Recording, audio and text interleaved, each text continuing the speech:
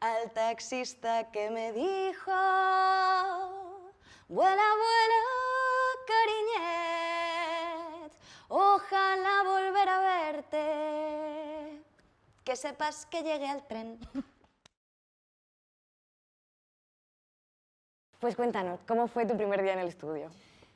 Pues yo entré en el estudio con 17 años, a la vez que hacía segundo de bachillerato, y mi plan en realidad era entrar en la RESAD, pero tenía como la mosca detrás de la oreja de que quería hacer una carrera a la vez, o sea, quería hacer filología hispánica, que es lo que hice. Entonces con la RESAD no era compatible. Y tenía un amigo que estaba en el estudio, y por otra parte conocía a Alex Mesa, que también estaba en el estudio, y justo me dijeron que una chica de su clase se había ido. Entonces yo fui al estudio a preguntar, me dijeron que bueno, que igual se había quedado una plaza libre, tal, no sé qué. Y al día siguiente yo estaba en clase de griego, creo, o de latín o algo así, y me llamaron por teléfono y me dijeron: oye, ¿puedes empezar hoy? Y fui a clase por la tarde. ¿Y tú saliendo de clase corriendo? Sí, básicamente. Qué guay. Entré a mitad de curso de primero, entré en enero. Y hiciste entonces el regular entero con tu carrera. Sí, claro, o sea, hice primero del estudio con segundo de bachillerato, segundo y tercero del estudio con primero y segundo de carrera, y el posgrado con tercero de carrera. A tope. Yes. A tope, tía. Yes. Joder. ¿Qué es lo que más echas de menos de tus años del estudio?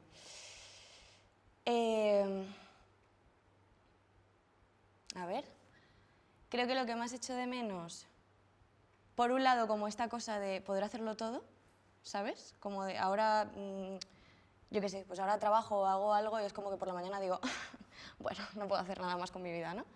Y en ese momento yo me sentía como súper todoterreno, en plan, que podía como aprovechar todo el tiempo y poder hacerlo todo.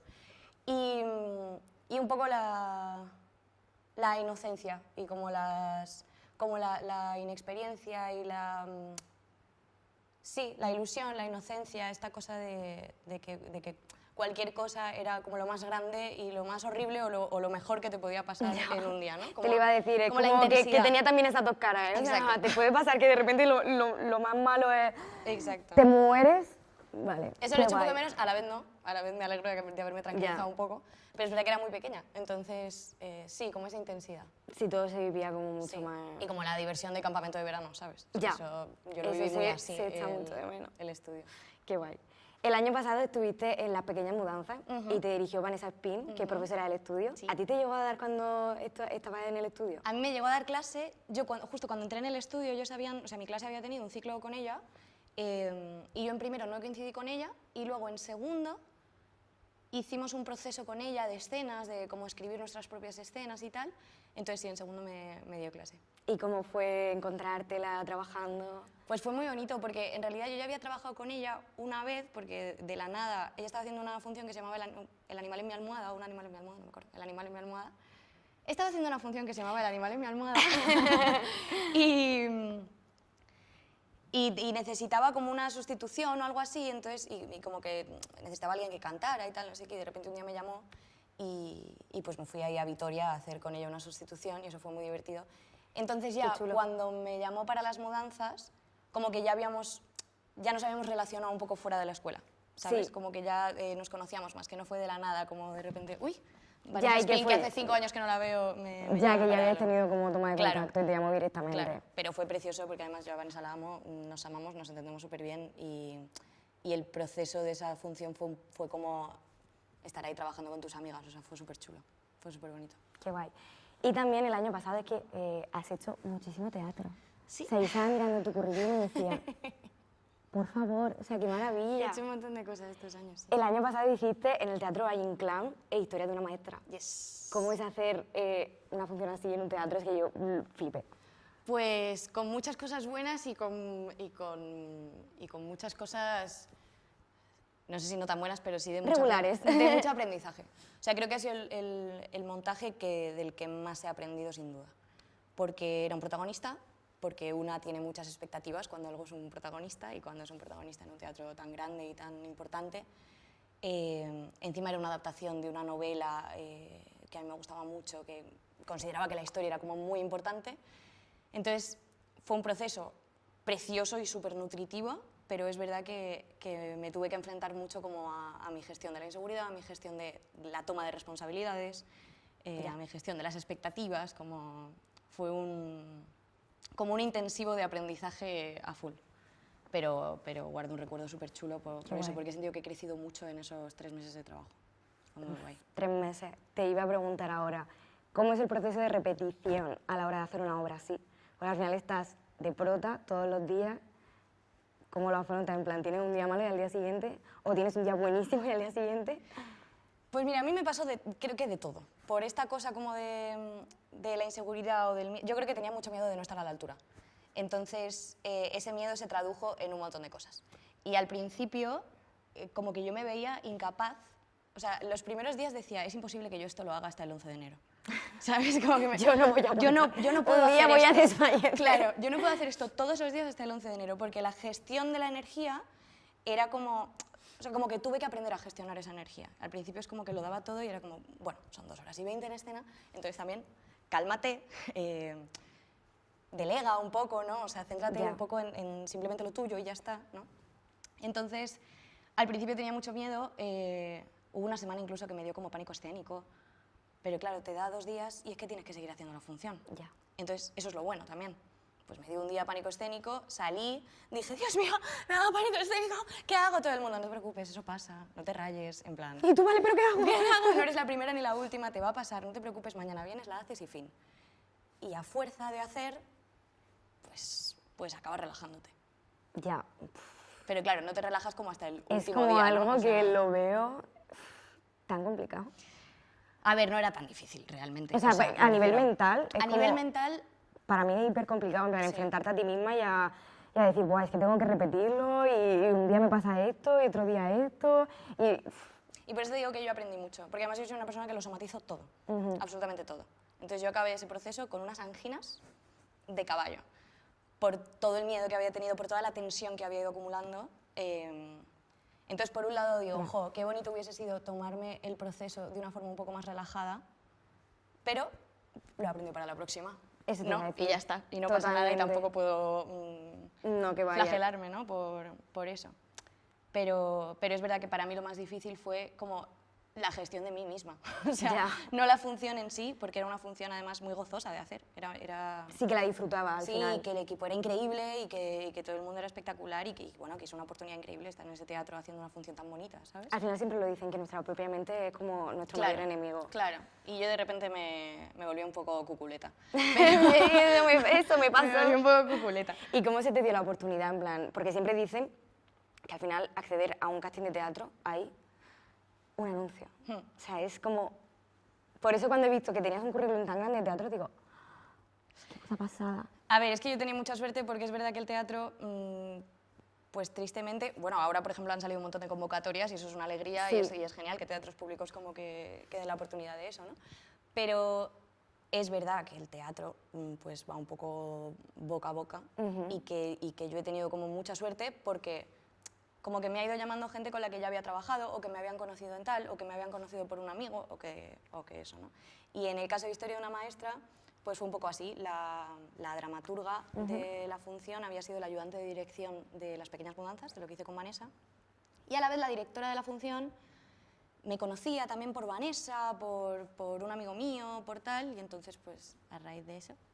Y recibiste la llamadita y tú... de todas las obras que has hecho, ¿a cuál volverías sin dudarlo? Volvería sin duda a Marat Sade, que fue la primera obra que hice. Vale, te iba a preguntar ahora por ella. Una diversión, fue una diversión absoluta, porque, o sea, en esa obra como que cantábamos, bailábamos, era como una especie de show musical y fue increíble, o sea, la experiencia fue espectacular porque era lo primero que yo hacía a nivel como tan profesional en un teatro público y me lo pasé como una enana. Volvería sin duda. Y volvería también a Nada, que fue una obra que hice en el María Guerrero, que la dirigía Beatriz Jaén, que era una adaptación de Nada, de la novela de Carmen Laforet, y fue un proceso súper mágico, súper bonito, súper bonito. Qué bonito. Se te nota en la cara, en plan, cuando... Sí, o sea, lo recuerdo y tengo hasta un tatuaje. Me hice un tatuaje con 3 amigos que conocí en la función. Qué chulo. De una gamba, o sea, ningún tipo de sentido. ¿De una gamba? Sí. Vale, sobre Marat Sade, estuvo dirigida por Luis Luque, que fue profesor también en el estudio. Sí. ¿Cómo fue llegar ahí? O sea, ¿cómo te seleccionaron? Porque tengo entendido como que cogieron a varios alumnos del estudio. Sí, Luis hizo un casting, que no sé cuánta gente había en el casting, la verdad, pero eran como un casting como de grupos de 5.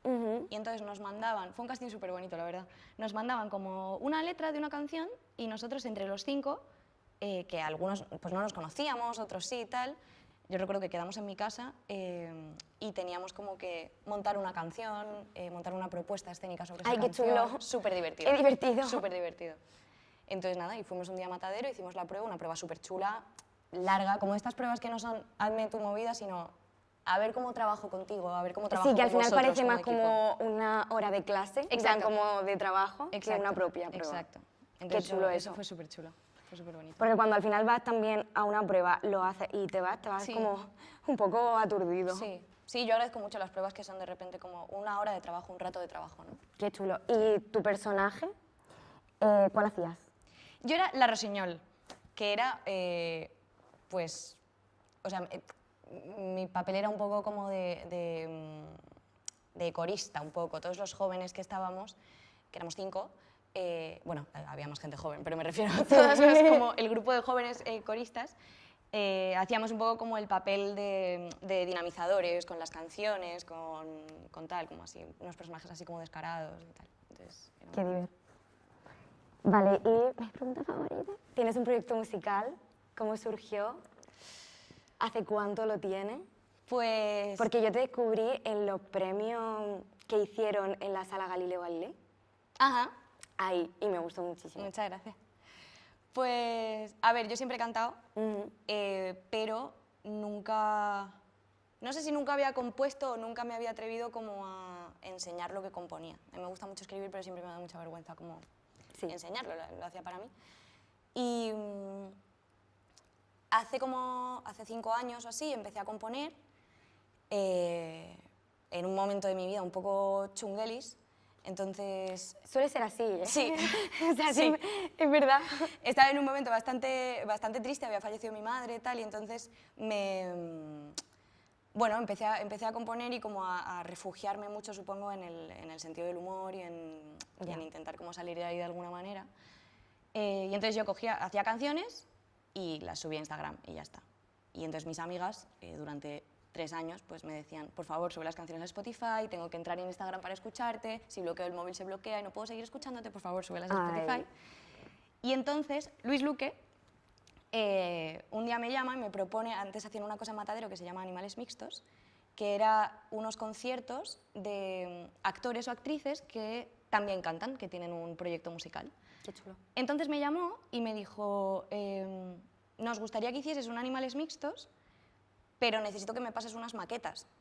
Y yo dije, sí. Pa'lante. Claro, dame una semana. Entonces llamé a mi hermano, me metí en su casa, hicimos unas maquetas guarras con el ordenador y un micro absurdo.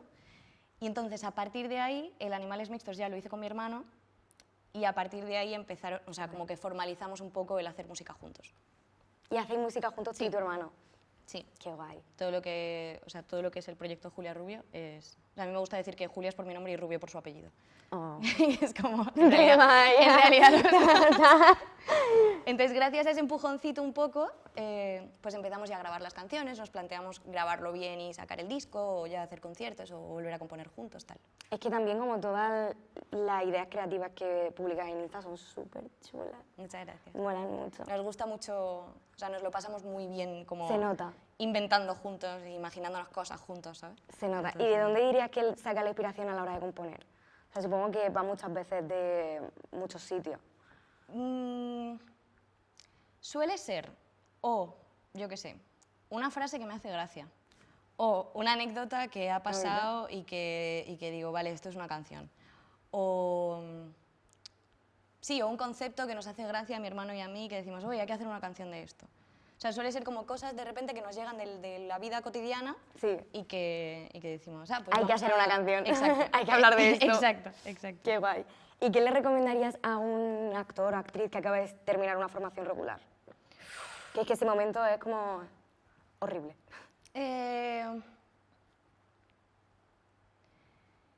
¿qué le recomendaría a un actor o actriz que acaba de terminar una formación regular? Y como acabamos de terminar el curso, yo creo que mucha gente necesitará un poco de luz. Voy a pensarlo,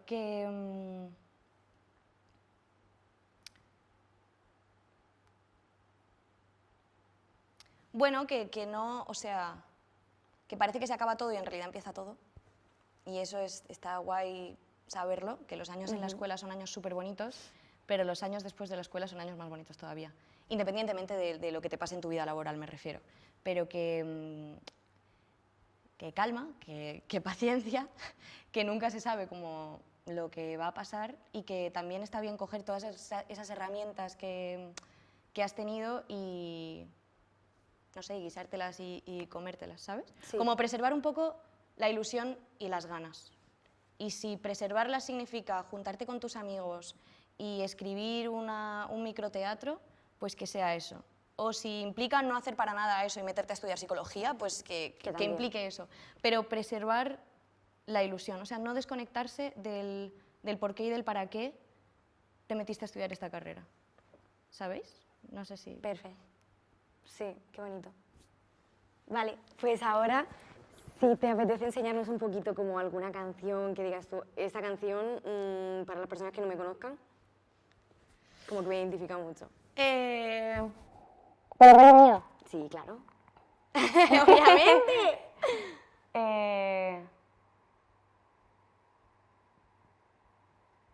Vale, hay una canción, con esto que me preguntabas de cómo escribimos canciones, hay una canción que compuse porque, por una anécdota tan tonta como que no llegaba un tren y entonces, o sea, tenía que coger un tren en Valencia y no llegaba el tren a las 2:10, era imposible llegar, no sé qué, yo estaba en Sagunto, una tormenta eléctrica, era físicamente imposible llegar a ese AVE. Cogí un autobús, cogí otro autobús, me bajé en medio del autobús y cogí un taxi, como a 10 minutos de que saliese el AVE, me subí en el taxi y entonces le dije al taxista, por favor, tenemos que ir súper rápido porque es que tengo un tren en Joaquín Sorolla a las 14:10 y son las 14. Por favor, puedes ir muy rápido. Entonces el taxista se giró, me miró y me dijo, pero cariño, ¿tú qué te crees, que esto es Nueva York? Exactamente con esta voz. Pisó el acelerador, me llevó hasta Joaquín Sorolla, me lanzó las maletas a la puerta de Joaquín Sorolla y me gritó, vuela, cariñet. Y entonces, a partir de ahí, escribí, y con mi hermano también, una canción que se llama Vuela, cariñet. Entonces, os puedo cantar un poco si queréis.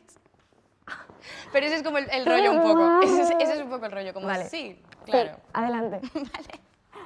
Vale. Sin música es un poco raro, porque... ¿Quieres que pongamos algo como la música No, de fondo? no pasa nada. Vale. Mis canciones no están como muy hechas para cantarlas a capela, pero... Vamos.